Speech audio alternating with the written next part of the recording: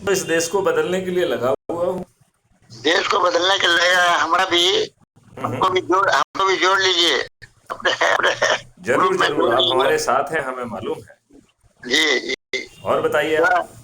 थोड़ा थोड़ा देश को बदलने के लिए थोड़ा बताइए, क्या क्या सोच है, ये बताइए, थोड़ा सा बताइए तो आइडिया हो जाएगा आपको भी।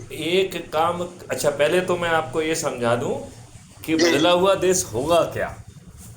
जी इस बदले हुए देश को हम कह रहे हैं अच्छे भारत का संकल्प, अच्छा भारत। जी बीके जी गुप्ता जी सुन रहे हैं आप ध्यान से। जी तो अच्छे भारत में क्या मिलने वाला है आपको। जी अच्छे भारत में आपको रोजगार का मौलिक अधिकार मिलेगा। और जी वो रोजगार का मौलिक अधिकार जी पोटेंशियल के रोजगार का मौलिक अधिकार होगा। जी जी इस स्टेटमेंट को आप समझ पा रहे हैं क्या। एकदम समझ रहे हैं। इसका राइट राइट मतलब, राइट राइट, तो बोलते हैं राइट टू एम्प्लॉयमेंट। हाँ, इसका मतलब ये है कि सबसे पहले 144 करोड़ भारतीयों के पोटेंशियल को नापने की व्यवस्था होगी। जी फिर जो है आप जहां खड़े हुए हैं, अज्यूम करिए कि बीके गुप्ता जी के पोटेंशियल को नापा, राइट। जी जी अब बीके गुप्ता जी को तो बहुत बड़ा वो बनना था, अब अटक गए गुप्ता जी कहीं पे, ठीक है ना। जी जी तो आज आप जहां खड़े हुए हैं उस जगह से आप अपने पोटेंशियल तक कैसे पहुंचेंगे, इसका अरे, पाथवे बनाया जाएगा। जी जी और फिर उसे छोटे छोटे आसान माइलस्टोन में बांटा जाएगा। जी जी और आपका पोटेंशियल एक गो में रियलाइज नहीं होने वाला है, एक एक माइलस्टोन की यात्रा करते हुए हम आपके पोटेंशियल को रियलाइज करेंगे। एकदम करेक्ट। इस बात को आप कहां तक ग्राह्य कर पा रहे हैं। इसका मैंने 100% इसको मानते हैं। थोड़ा सा इसमें अमेंडमेंट हम करेंगे। जी बताइए। इजाजत दीजिएगा तब अमेंडमेंट करेंगे। बताइए आपका बताइए, सोच आप सजेस्ट तो करिए। बहुत। हाँ, स्टेप बाय स्टेप कहा कि सीढ़ी अगर चढ़ना है, किसी पहाड़ पर चढ़ना है तो सीढ़ी पहला स्टेप तो ठीक है जो कर रहे हैं, फर्स्ट स्टेप है। लेकिन अल्टीमेट गोल ये हो नहीं सकता है। ये अल्टीमेट गोल, ये अल्टीमेट ये अल्टीमेट ये अब हमको बोलने दीजिए। हाँ हाँ। आपने बताया ना कि साहब 144 करोड़ जो जनता है उसका मौलिक अधिकार, इसको फॉरेन करने से सोशल सिक्योरिटी बोलते हैं। एवरी एवरी एवरी आप इन नामाचरण और आज की बात व्यवस्था, सोशलिज्म, कैपिटलिज्म के शब्दों से बाहर निकलिए। आप निकल सिर्फ गए जो है करना हम। क्या है वो बात अपन करेंगे, हम वही क्योंकि इन शब्दों के भटकाव में नहीं पड़ना है। नहीं तो नहीं, जानते क्यों, नहीं नहीं, उसकी बात है ना। एक मिनट मेरी केवल इतनी बात सुन लीजिए कि ये इस भटकाव का मतलब है कि ये हर शब्द एक बैगेज के साथ आ रहे हैं, बस हमें उस बैगेज से बचना है और कोई बात नहीं है। हमको भटकाव में पड़ना ही नहीं है। हम्म। अमेंडमेंट थोड़ा हल्का अमेंडमेंट है कि भारत जो देश है, आप स्टेप बाय स्टेप करेंगे। इस समय काफी लगने वाला है, ताकि पहले भी लोग लगे रहे हैं, लेकिन उस पर हम कमेंट नहीं कर रहे हैं। हम कर रहे हैं कि हम क्या कर सकते हैं जिसमें हमारा एम अचीव हो जाए। हमारा लक्ष्य है जैसा भारत में कोई आदमी भूखा नहीं रहे, नंगा नहीं रहे। राइट ऑफ एम्प्लॉयमेंट जो है इतना उसको मिले कि जो आदमी खाना पीना ठीक से रह सकता है, इतना एम्यूनिटी उसका हक है, मौलिक अधिकार उसका है, बीके कॉन्स्टिट्यूशन ने गुप्ता दिया जी, हुआ है। एक चीज मैं और जोड़ दूं पहले, जैसे आप बात को आगे बढ़ाएं उसके पहले एक चीज मैं और जोड़ना चाहता हूं। इस सब को करने में भारत सरकार के खजाने से एक पैसा नहीं लिया जाएगा। सबसे ये बहुत महत्वपूर्ण बात है, नंबर वन। नंबर टू, हम अपने मॉडल से भारत सरकार को 20 गुना ज्यादा पैसा पहुंचा देंगे, अपने मॉडल से। भारत सरकार के किसी मॉडल से नहीं, अपने मॉडल से, राइट। और हमारी एक शर्त है कि भारत वर्ष को, कि सरकार को किसी भी भारतीय से टैक्स लेने का कोई कारण नहीं बनता है। जब हमने 20 गुना पैसा दे दिया है तो हमारी सरकार को अपने देशवासियों से टैक्स क्यों लेना चाहिए। एकदम करेक्ट। राइट। और ये हमारा 20 मिनट पहुंचेगा, ये मेरी जिम्मेवारी है। ठीक है। और इसको पहुंचाने के लिए हम ना तो किसी टैक्स पेयर का सहारा लेने वाले हैं, और ना ही किसी व्यक्ति को ना तो इनकम टैक्स देना होगा, ना कस्टम, ना जो है एक्साइज, ना कारपोरेट टैक्स, ना ही जीएसटी सेंट्रल और स्टेट। तो मुझे लगता है कि ये आपको बातें बहुत अटपटी लगने वाली होंगी। और ये पर जा रहा है। एक मुझे थोड़ा सा और बात कह लीजिए, फिर उसके बाद आप आगे अपनी बात रखिए। मैं जो बात कहना चाहता हूं कि हर भारतीय को कर्ज नहीं लेना होगा, और भारत सरकार के खजाने से एक पैसा लिया नहीं जाएगा। तो अधिकांश गरीब जो मोदी जी जिनको 80% 80 करोड़ को राशन बांट रहे हैं, उन्हें ये मौलिक अधिकार कैसे मिलेगा?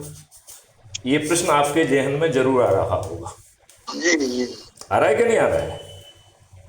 देखिए हम क्या कह रहे हैं, नहीं सुनिए, बोलते जाइए, सब बात बोलते जाइए। हाँ, हम आपको अपने ही कॉन्ट्राडिक्शंस को बता रहे हैं कि हमने क्या कहा। अभी 2-3 स्टेटमेंट दे दिए आपको। एक स्टेटमेंट तो ये दे दिया कि भारत सरकार के खजाने से एक पैसा नहीं लिया जाएगा। दूसरा कह दिया कि भारत में किसी को टैक्स नहीं देना होगा। तीसरा मैंने कह दिया कि भारत में किसी को कर्ज भी नहीं लेना होगा।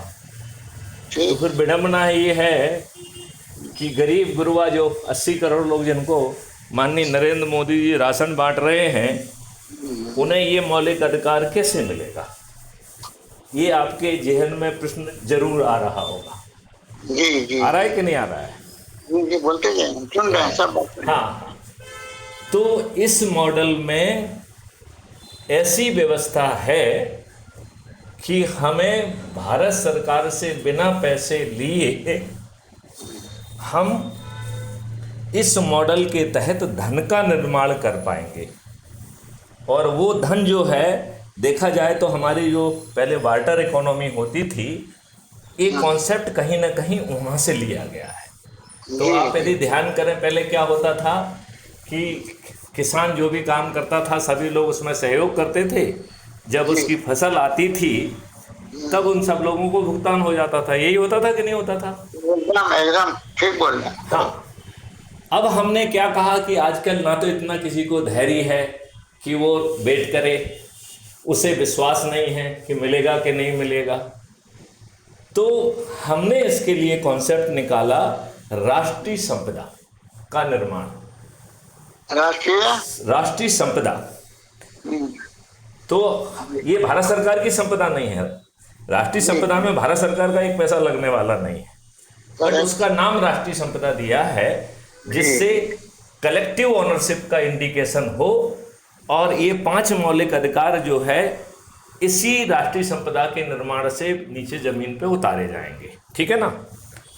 और इसके तहत हॉस्पिटल, गौशालाएं, इंडस्ट्रीज, डिफेंस इंडस्ट्रीज, कंस्ट्रक्शन से लेके हर चीज जमीन पे उतारी जाएगी। समझ रहे हैं आप? ठीक बोल रहे हैं, आगे बोला जाए। हाँ, तो इस सब के लिए हमें जो है धन की आवश्यकता इसलिए नहीं होगी क्योंकि जो संपत्ति का आप निर्माण कर रहे हैं वो अपने आप में एसेट है कि नहीं है? नहीं, जैसे चाहे आप गौशाला कर रहे हों या इंडस्ट्री डाल रहे हों या कंस्ट्रक्शन इंडस्ट्री डाल रहे हों या मैन्युफैक्चरिंग इंडस्ट्री डाल रहे हों या हॉस्पिटल डाल रहे हों या पोटेंशियल को नापने वाला इंस्टीट्यूट डाल रहे हों या शिक्षा देने के लिए, माइलस्टोन के लिए शिक्षा देने के लिए इंस्टीट्यूट डाल रहे हों, ये सभी राष्ट्रीय संपदाएं कहलाएंगी। और ये फिजिकल एसेट्स हैं। इनकी वैल्यू है कि नहीं है? नहीं, इनकी वैल्यू है कि नहीं है? एकदम ठीक बोल रहे हैं। अच्छा, उस वैल्यू को नाप करके उतने धन को एडवांस में निर्माण कर दिया जाएगा और ये एक डिजिटल करेंसी होगी। क्या होगी? Digital currency. तो भारत में 2 डिजिटल करेंसियां होने वाली हैं। एक एक्सटर्नल डिजिटल करेंसी जो आज का रुपया है, मतलब पेपर करेंसी भारत से लुप्त हो जाएगी और एक की जगह 2 डिजिटल करेंसी होंगी। एक करेंसी है रुपया जो कि एक्सटर्नल करेंसी कहेंगे, जिससे हमें लोगों को फालतू की बातें समझाने में अपनी एनर्जी खर्च ना करना पड़े, क्योंकि मेन प्रॉब्लम ये है किस किस को समझाओगे, तो हमें नहीं समझाना है। जब सामने जमीन पे दिखाई देने लग जाएंगे तो अपने आप समझ जाओगे, हम क्यों एनर्जी खर्च करें। एकदम ठीक बात है। हाथ कंगन को आरसी किया, जब बड़े बड़े अस्पताल, बड़ी बड़ी चीजें दिखाई देंगी तो उतनी वैल्यू हमने क्रिएट कर दी।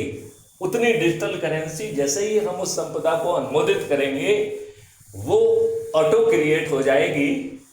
ये शक्ति हम जो है पैदा कर देंगे और वो शक्ति हमें कहीं ना कहीं अपने सरकार का वो करने से आएगी। लिहाजा हमें आज की सरकार को बदलना होगा। वो सिस्टम भी हमने बना दिया है कि किसी भी राजनीतिक पार्टी का कोई भी राजनेता नहीं जीतेगा, क्योंकि ये हमारा भला नहीं कर सकते हैं। राजनेताओं के माध्यम से इस देश का भला होना संभव ही नहीं है, ठीक है ना। ये कभी हम गुप्ता जी आपको विस्तार में बाद में समझाएंगे। अभी सिर्फ इसको एज ए स्टेटमेंट मान के कहीं लिख लीजिए, जिससे बाद में आप मुझसे इस बारे में पूछ सकें। और कुछ कहना आपको? नहीं कहना है ना। अब राष्ट्रीय संपदा के निर्माण के लिए 3 चीजों की जरूरत होती है।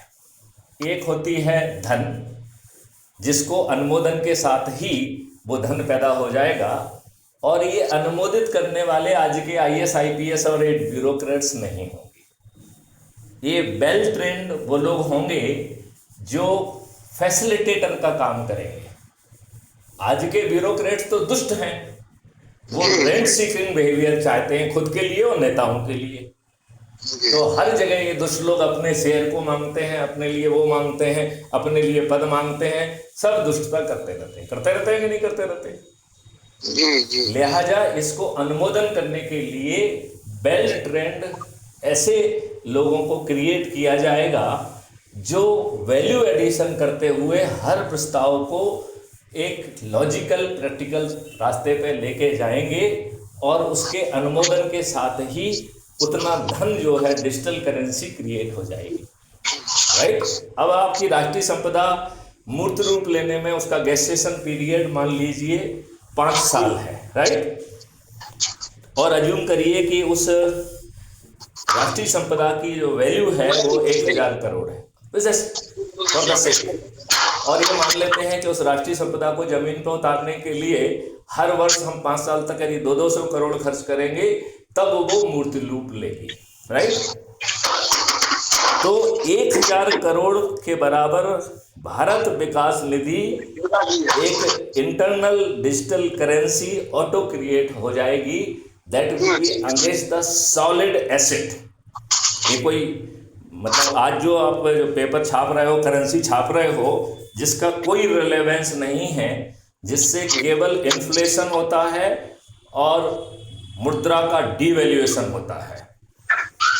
हमारी इंटरनल करेंसी के क्रिएशन से ना मुद्रास्फीति बढ़ने वाली है, ना डीवैल्यूएशन होने वाला है, बल्कि हमारी मुद्रा का अप्रिसिएशन होगा, राइट। तो जो आज की जो ये नोट छाप रहे हैं राजनेता या RBI, उसकी वर्तमान हैंडीकैप को हम दूर कर पाएंगे, नंबर 1।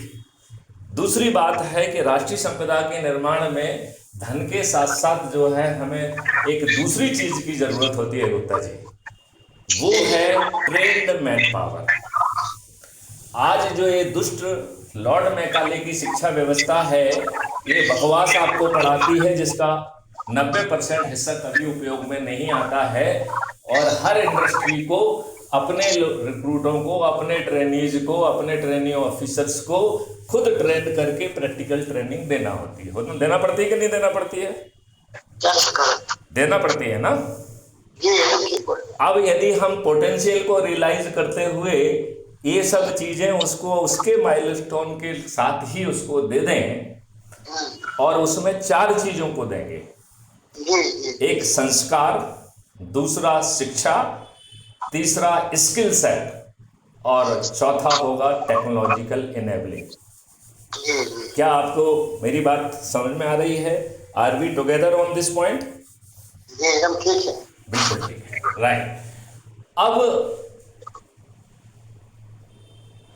ये चारों चीजें देने के बाद 6 महीने का सतत अभ्यास करा के आपको उसमें पारंगत बनाया जाएगा, आपको एक्सीलेंस पैदा की जाएगी।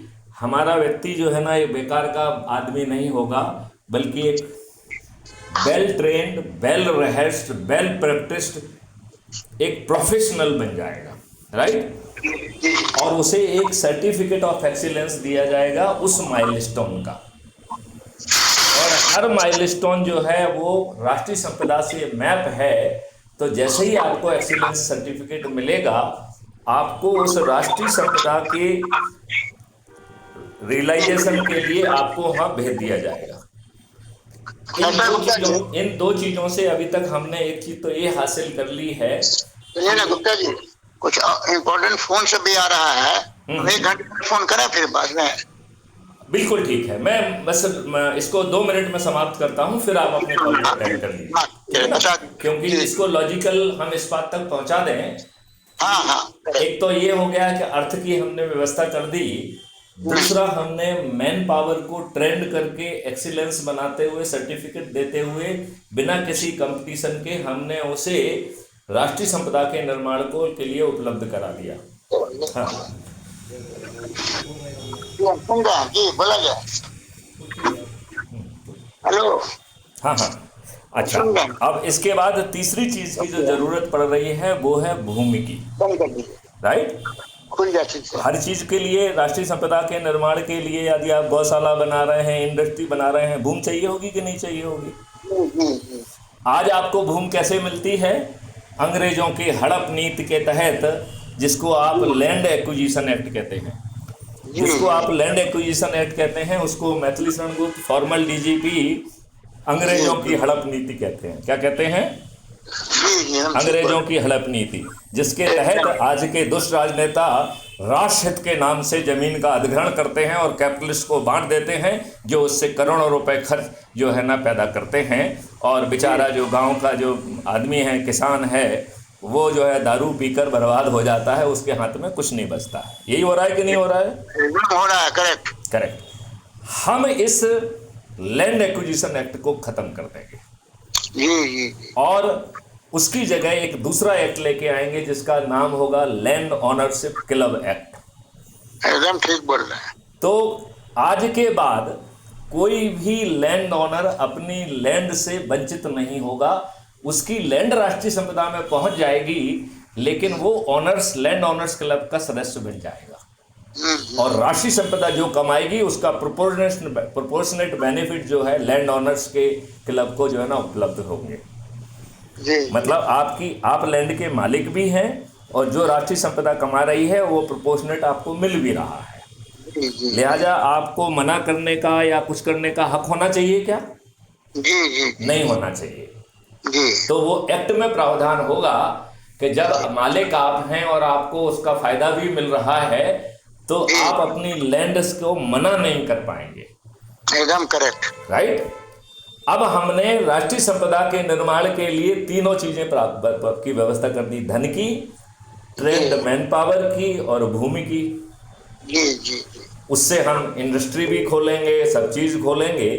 तो बस आज जो है केवल इतना ही बात करते हैं। जब आप फ्री होंगे अपना इम्पोर्टेंट बात कर लेंगे, तब इस बात को हम आगे ले जाएंगे। लेकिन क्या बीपी गुप्ता जी, हम भोपाल आने वाले हैं, भोपाल आने वाले हैं हम। हाँ, भोपाल में हमारा एक प्रॉपर्टी, और कोई फिजा में मेरा एक प्रॉपर्टी है भोपाल में जी। तो मैं आऊंगा तो बैठ करके इत्मीनान से थोड़ा इसको और काम आगे बढ़ाने के लिए कोशिश करेंगे। तो अपन जो है तब तक दूरभाष पे बात करेंगे, अपन तब तक वेट नहीं करेंगे, और अपन जो है ना इसमें आगे बढ़ेंगे। और यदि आप अपने लोगों को जोड़कर अपने आप को मेरिट लिस्ट में स्थापित कर पाएंगे, तो सत्ता का ताज भी आपके सिर पे होगा। ठीक है। यदि आप राष्ट्रीय स्तर में अधिक से अधिक लोगों को जोड़कर नंबर 1 बन गए, तो देश के प्रधानमंत्री बन जाएंगे। आज आपको कोई बना रहा है क्या? ठीक है, कोई बात नहीं जी। राइट। जय हिंद, जय भारत, वंदे मातरम, जय गुरुदेव।